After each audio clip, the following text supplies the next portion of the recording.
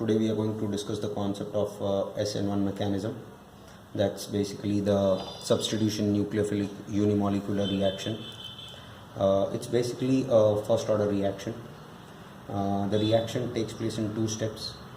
The first step involves the breaking of the bond, and the second step involves the making.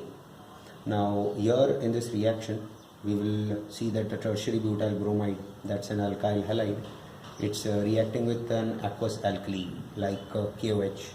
I have taken the example of KOH. It could also be NaOH. That's basically the potassium hydroxide. The first step involves the breaking of the bond, that is the tertiary butyl bromide will break to give you a tertiary butyl carbocation and the bromide ion. And in the second step, the attack of the OH, that is the nucleophile, will take place from the potassium hydroxide. Now here, since the breaking of the bond has taken place in the first step, we will notice that OH directly will attach to the carbon of the tertiary butyl bromide, and also there is a chance that the OH might attach to the carbon from the back side.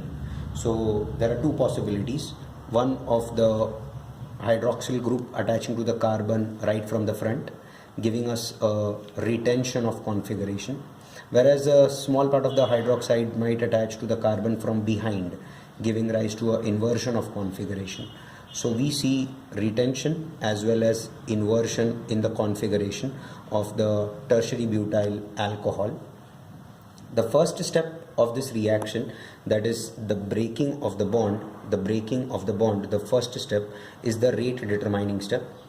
The rate will depend upon the concentration of the tertiary butyl bromide and how fast the cleavage of the CBr bond between the tertiary butyl bromide, the carbon of the tertiary butyl bromide, and the bromine, how fast the cleavage takes place.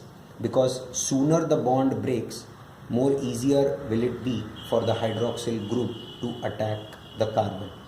The rate, as we see, depends only on the concentration of the tertiary butyl bromide, and in the energy profile diagram we can see that there are two curves. The first one is of a higher energy level involving the breaking of the bond, and the second curve is of a slightly lower energy level involving the making of the hydroxyl group with the carbon, that is the making of the bond.